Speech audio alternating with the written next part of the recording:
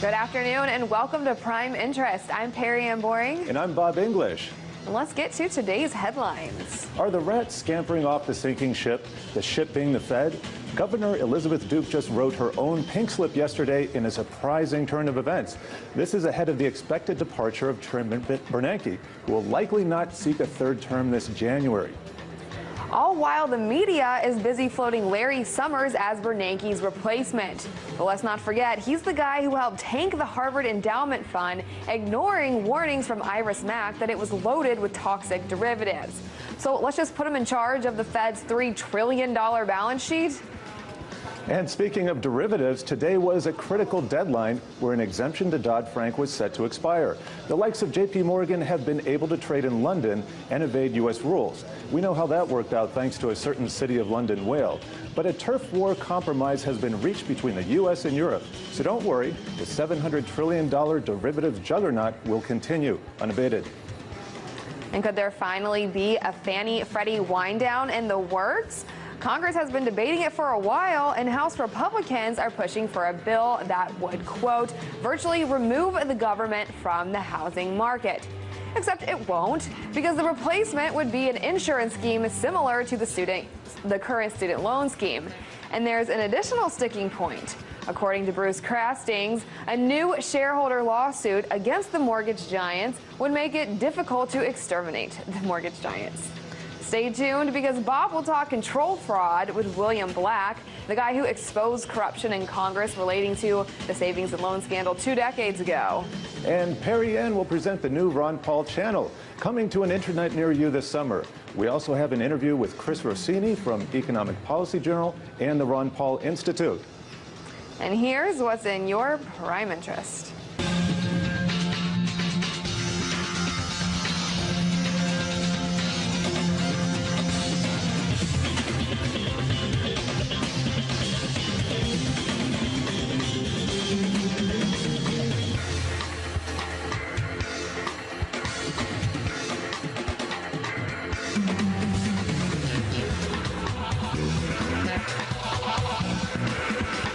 The savings and loan crisis was one of the biggest financial scandals in U.S. history.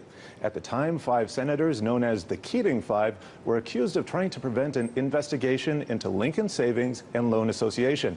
This was a loan bank, and the collapse of which cost taxpayers over $3 billion.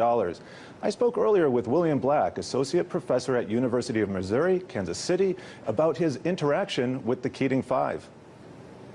Keating got 5 U.S. senators to meet with us and to ask us to take no enforcement action against the largest violation of our rules adopted as part of re-regulation in the history of our agency.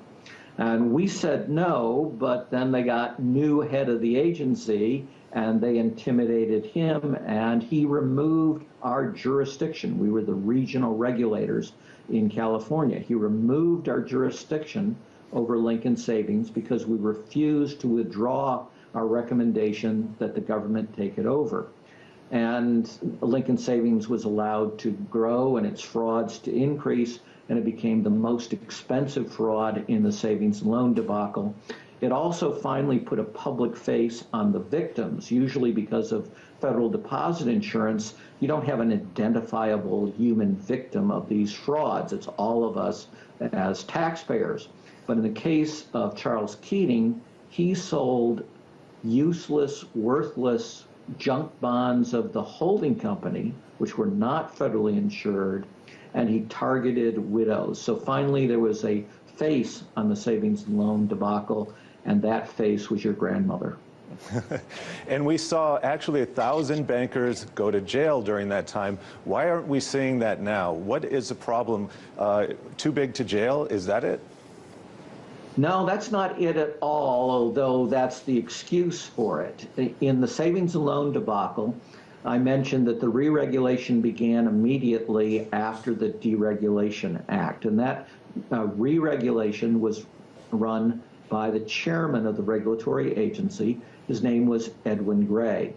And Gray also began the changes where he said, our top priority is to remove the frauds from control of the savings and loans, so to stop them from causing greater damage.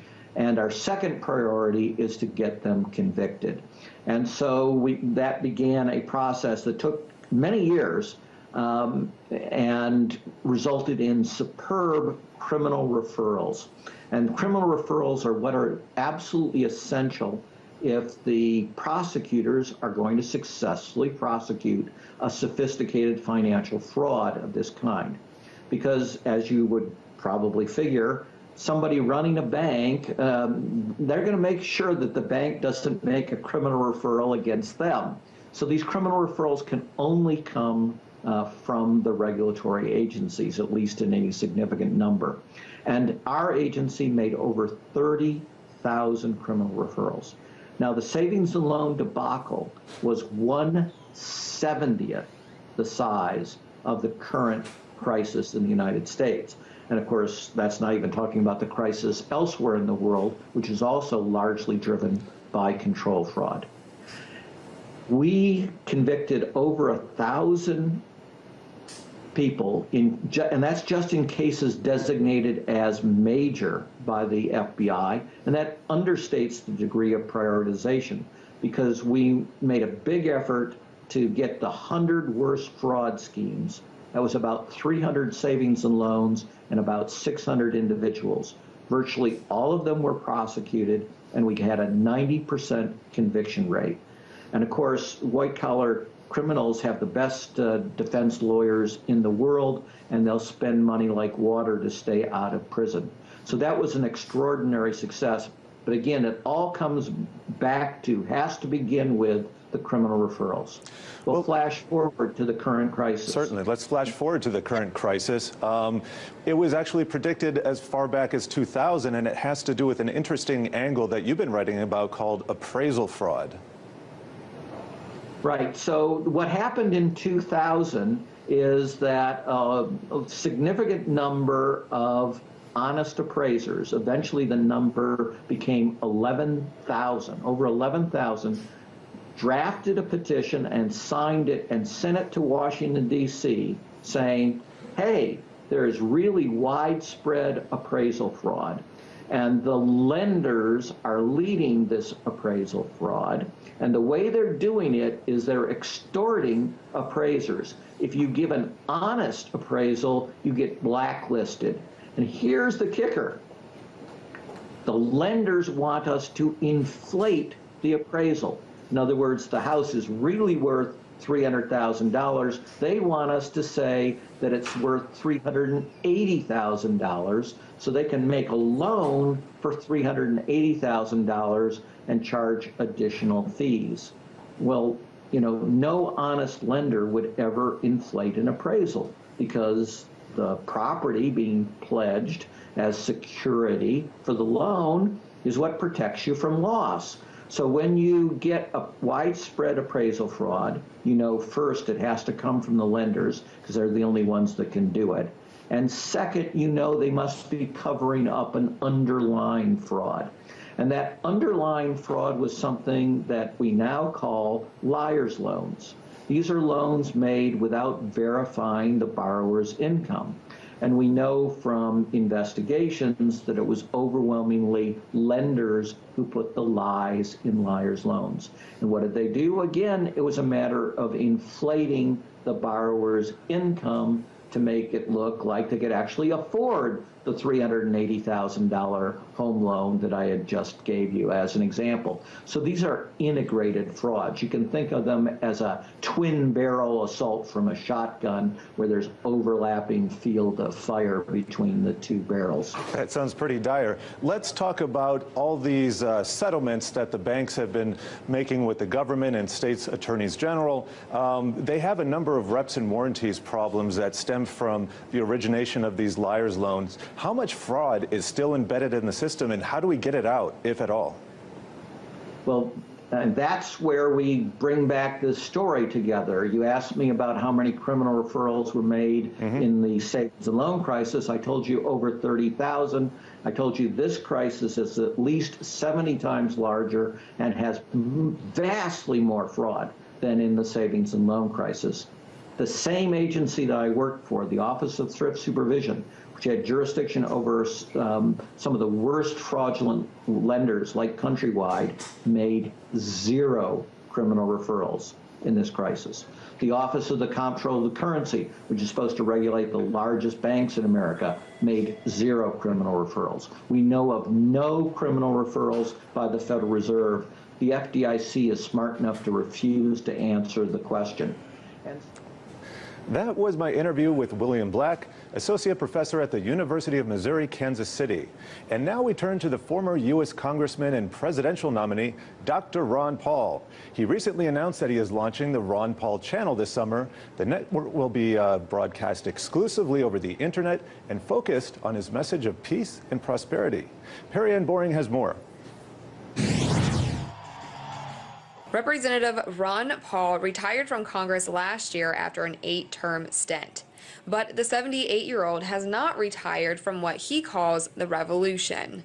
And he just announced he will be launching the Ron Paul channel this summer. But he's not finished. He's looking for a way to contribute, to continue to advance the ball down the field. And this is certainly a good way for him to do that. I wouldn't expect him to just retire on a rocking chair out there on a porch in Texas. Dr. Paul ran for president twice. In his last election, he felt he didn't get fair media coverage. Peter Schiff agrees. I think had he had gotten a fair shake, he'd have won Iowa early. He'd have won New Hampshire. He would have had a lot of momentum. He might have actually been our nominee. And I think if Ron Paul had been the Republican nominee, he wouldn't be retired now doing the Ron Paul channel, because I think he could have beaten Barack Obama and he would now be the president of the United States. So, the media, though, didn't want that to happen. His colleague Tom Woods from the Mises Institute said when Ron Paul left the campaign, he was discouraged and ticked off at the media. When it comes to the media refusing to allow people to hear the full spectrum of opinion that exists, well, yeah, that does actually tick him off. And frankly, I find it encouraging to see him ticked off. He should be. Soon after the campaign, Ron Paul resigned from Congress and started the Ron Paul Institute for Peace and Prosperity. Daniel McAdams is the executive director of the Institute. The mission is to carry on and to accelerate what Congressman Paul was doing through his years in Congress, and before that, working for a non-interventionist foreign policy, working for reduction in our military spending, reduction in the empire, and also protection of civil liberties at home. It's here that he is challenging the establishment. Ideas are very radical things too, and educating people and informing them about things that they've not been exposed to. It can be a very radical thing, and it can be an enlightening thing as well. During his time in Congress, he spoke out against all foreign aid, and that would include Egypt. He recently wrote that, despite the Egyptian government being overthrown by a military coup, the Obama administration will not utter the word coup because acknowledging reality would mean an end to U.S. assistance to the Egyptian government and military. He also went on a rant to warn Americans of the E-Verify program that's tucked in the immigration reform bill. The National ID Mandatory E-Verify database will not only be used to prevent illegal immigrants from gaining employment, instead it will eventually be used as another tool to monitor and control the American people. Since the mainstream media has never been his ally, Ron Paul is taking matters into his own hands. Turn off your TV, turn on the truth. Perry Ann Boring, RT. The future to consume media is moving online, and Dr. Paul is headed in that direction. The Ron Paul channel could bring endless possibilities to his message of liberty. And coming up next, Chris Rossini from the Ron Paul Institute and Economic Policy Journal is here to discuss business cycle theory. Then Bob heads to the daily duel with RT correspondent Liz Wall over Apple's antitrust price-fixing lawsuit.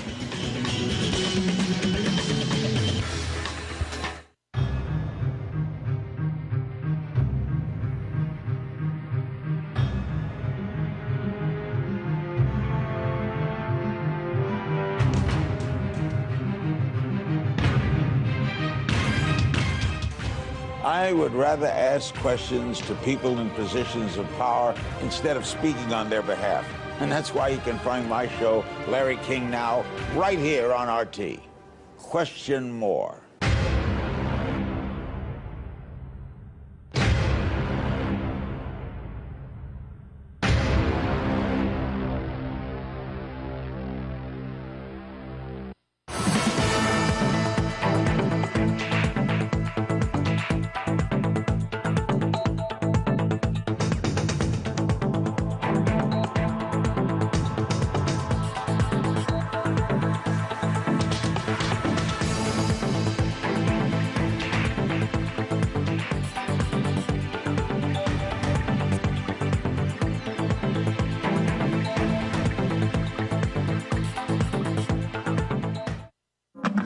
looking for celebrity gossip and the feel-good fluff, you won't find it here. But if you're looking for relevant stories, unique perspectives, and tough questions, tune into RT.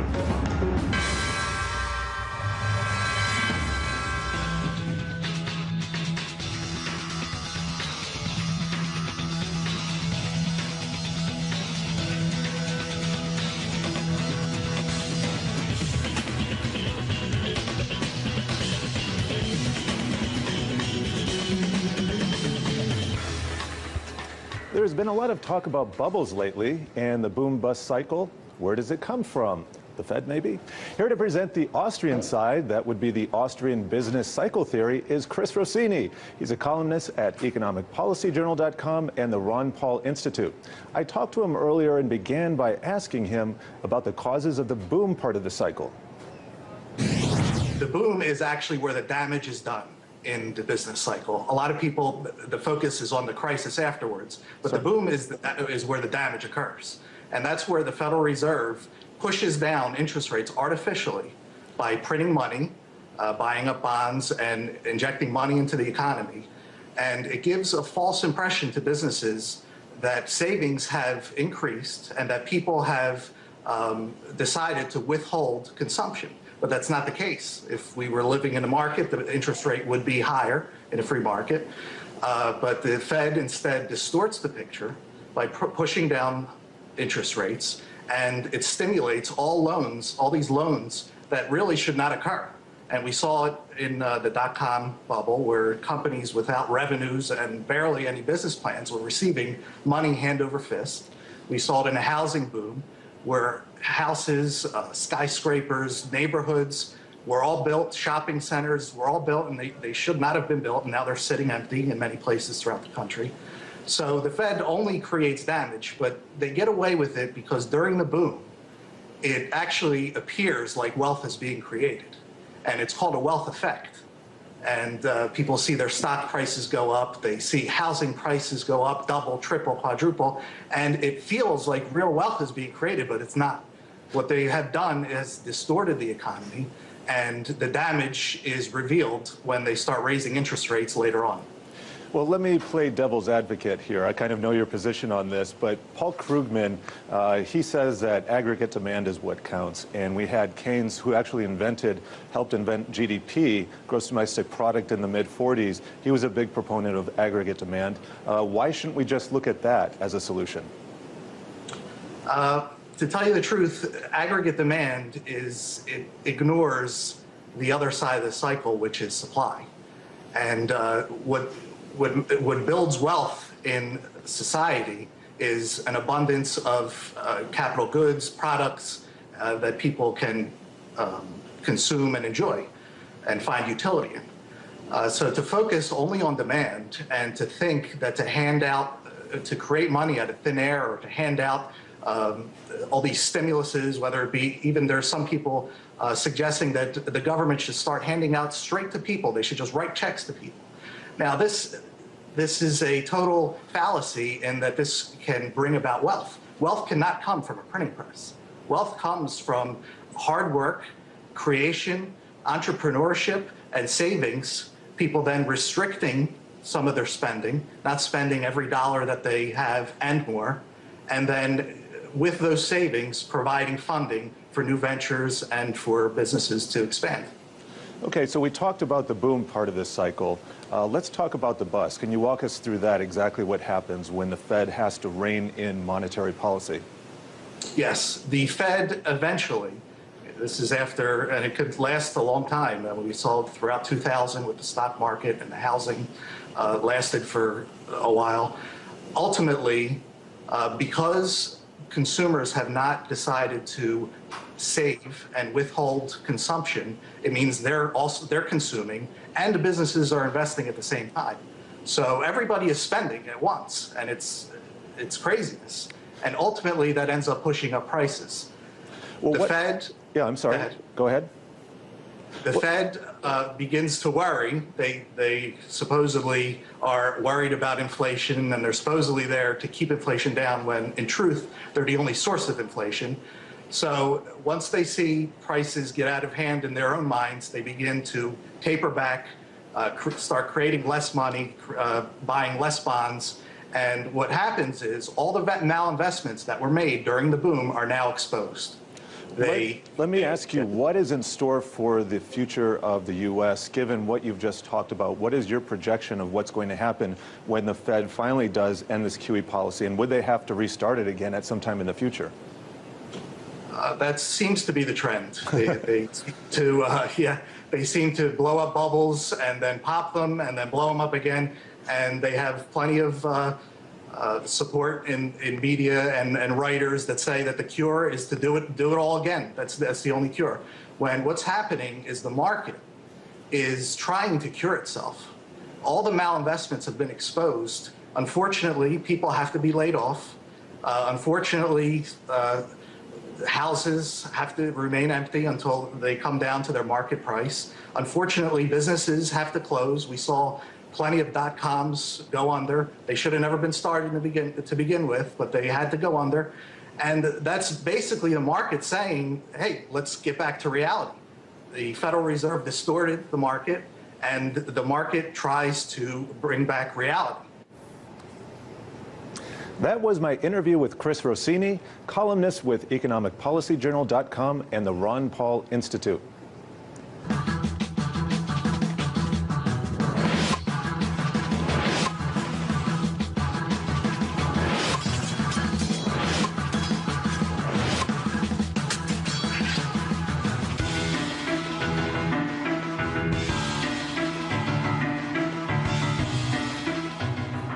Joining me is Liz Wall, RT correspondent. Thank you for joining me today, Liz. Great to be here, Bob. All right, let's just jump into our first story. Just this week, a federal judge ruled that Apple played a role in conspiring to set ebook prices. Apple was accused of working with 5 major publishers in an attempt to force Amazon.com, a major ebook seller, to change its pricing model. So, I give the floor to you. All right, Bob. Well, I know you. I know you're kind of school of thought there, and I know you love that free market. And I'm not saying, definitely not saying that's a bad thing, but I think in this case, the judge was trying to find out whether or not in this case, Apple broke the law. And what the judge found was that, yeah, when Apple worked with these other companies to fix prices, that they took it a step too far and did violate the law. Well, here's the problem with the law: is it's completely arbitrary. What Apple did is it conspired, you can use that word, but it met with a bunch of publishers and it said, we want exclusive rights to your material. And yes, they set prices, they were able to raise prices in the market, but Apple took a gamble. This could have failed. Apple could have lost a lot of money, and it's really up to the consumers to decide whether or not they're going to buy a particular product. The problem with the Department of Justice going after these kinds of cases is they can go after it in a very arbitrary way. Yeah, and certainly that we're waiting to see what the effects of this are going to be. But you have to remember, Bob, that these laws were put into place for a reason back in the late 1800s, in the days of Rockefeller, when he was being scrutinized for unfairly pushing the competition out. And we had the robber barons, but let me tell you about the real reason we got these laws. And they were actually based off of state antitrust laws. And I think the model in particular was used by Missouri. And the reason was there were a bunch of cattle farmers and hog farmers who were upset that all the business was being done more efficiently in Chicago. So they got a state law passed, an antitrust law, to push these guys out and to artificially set prices based on this supposed antitrust scheme. And when the U.S. came up and they wanted an antitrust law, they adopted that. So it really has nothing to do with what you're saying, I'm afraid. You don't think so? No. Well, I don't know. I can only speak from the standpoint of what was, from back then and why these laws were implemented. Things like the Sherman Act in 1980, saying that, you know what, when there's trying to prevent these monopolies from happening, and so that there is a fair environment, so a free market can happen, and so that the market isn't just one monopoly, and that there are able to be multiple participants. And in this case, it's not even, they're not even saying it's against the law to have a monopoly, but even if there is a big company that is running very successful and grabbing a big share of the market, that there are some regulations and there are some limitations set in place. At least there are some rules to make sure that there is a fair game, and these are the laws that are in place, at least at this point. Well, let's talk about Microsoft, because over a decade ago, the Justice Department launched an antitrust suit against Microsoft. It cost them them hundreds of millions of dollars. And unfortunately, that marked a turning point in Microsoft's. And from there, some could say that it was the beginning of their demise. They weren't able to innovate anymore. And it was just a big waste of money, because who was the biggest competitor to Microsoft to emerge? It was Google. And it had nothing to do with Microsoft's browser domination at the time. And if you look back at the oil barons and the robber barons, you know, they would have broken up. They might have broken up eventually. You can only have a monopoly if it's government enforced, in other words. That's my point. Yeah, well, I think there's always this kind of delicate balance between this free market and taking it too far. And I think here we are, you say, back in the day with Microsoft and a lot of people saying, you know what, this is going to hinder innovation. But then we see something like Apple and how big that they have become, saying, you know, people pointing out to the fact that iPods are ubiquitous these days. Well, they were able to become quite successful. I've got to wrap you out here. I'm going to say the last word. We don't have free markets. If you want to weigh in on today's show, be sure to like us on Facebook at facebook.com/primeinterest. You can follow Liz at Liz Wall, and you can follow me at English PI. Liz, thank you for joining me at today's Daily Duel. Great to duel you.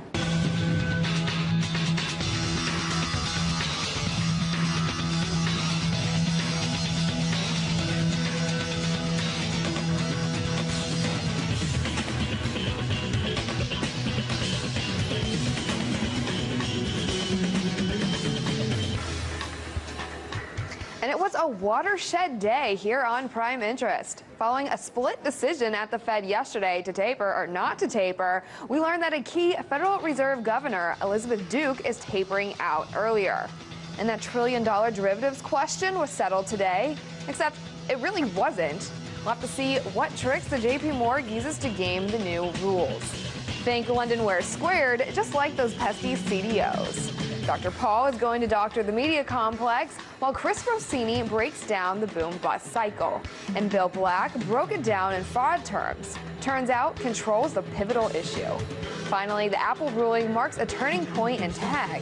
But watch out, because Big Brother is watching in more ways than one. Thanks for tuning in. From everyone at Prime Interest, I'm Perry Ann Boring. Have a great night.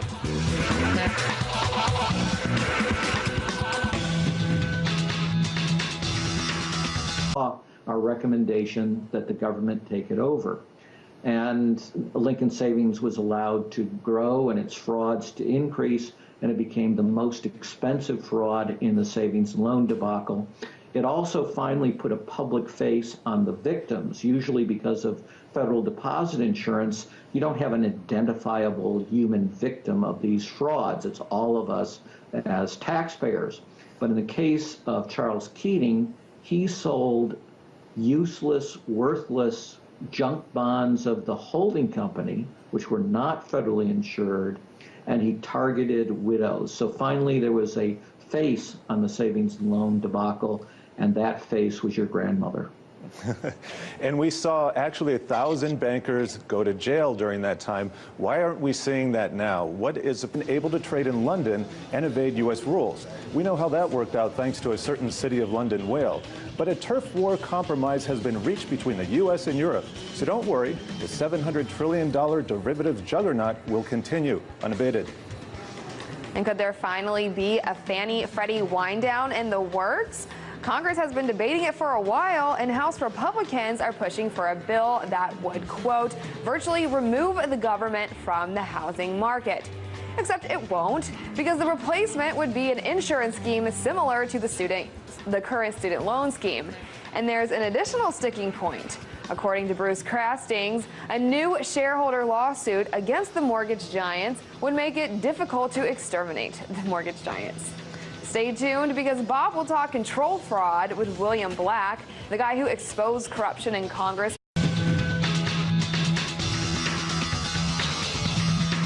Good afternoon and welcome to Prime Interest. I'm Perry Ann Boring. And I'm Bob English.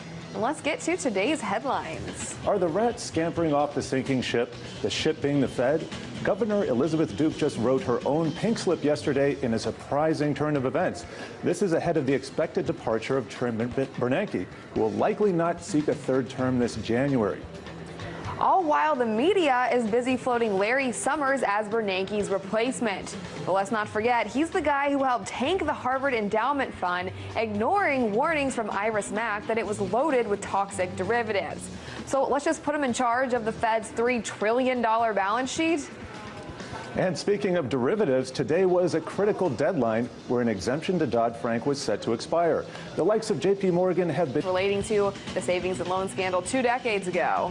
And Perry Ann will present the new Ron Paul channel, coming to an internet near you this summer. We also have an interview with Chris Rossini from Economic Policy Journal and the Ron Paul Institute. And here's what's in your prime interest.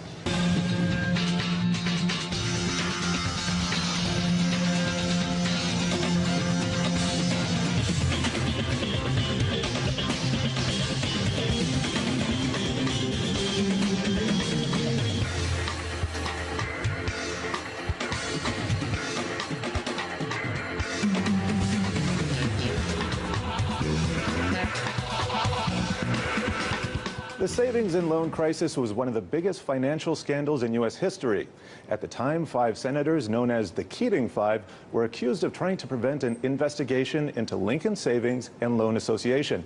This was a loan bank, and the collapse of which cost taxpayers over $3 billion.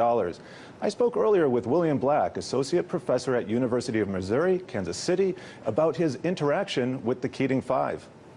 Keating got 5 U.S. senators to meet with us and to ask us to take no enforcement action against the largest violation of our rules adopted as part of re-regulation in the history of our agency.